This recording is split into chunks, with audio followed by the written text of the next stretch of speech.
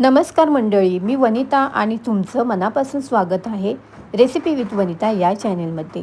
आज आपण बनवणार आहोत एक पारंपरिक पौष्टिक आणि खूपच चविष्ट शेपूची वडी.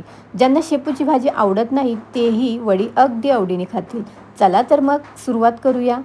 सर्वात प्रथम साहित्य सांगते तुम्हाला. आपल्याला लागणार आहे बारीक चिरलेली शेपू, 1 ते 2 वाटी बेसन, आलं लसूण हिरवी मिरची, कोथिंबीर आणि जिरं याचा वाटलेला ठेचा, अर्धा चमच हळद, चवीनुसार मीठ आणि आवश्यकतेनुसार पाणी. आता एका मोठ्या भांड्यात बारीक चिरलेला शेपू घ्या, त्यामध्ये बेसन घाला. आता तयार केलेलं आलं लसूण मिरची, कोथिंबीर आणि जिऱ्याची ठेचा घाला. त्यानंतर हळद आणि चवीनुसार मीठ घालून सर्व साहित्य छान एकजीव करून घ्या. आता गरजेप्रमाणे पाणी, थोडं थोडं पाणी घालत घट्टसर मिश्रण तयार करा. मिश्रण खूपच पातळ होणार नाही याची काळजी घ्या.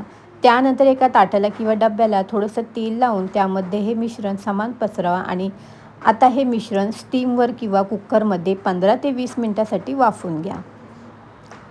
मिश्रण छान शिजल्यावर ते पूर्ण थंड होऊन द्या. आता आपल्या आवडीनुसार आकारात वड्या कापून घ्या.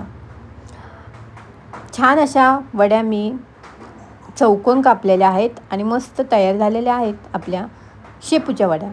आता कढईत तेल गरम करा आणि या वड्या दोन्ही बाजूनी सोनेरी रंग येईपर्यंत खरपूस तळून घ्या. कमी तेल वापरायचं असेल तर तव्यावर भाजू शकता.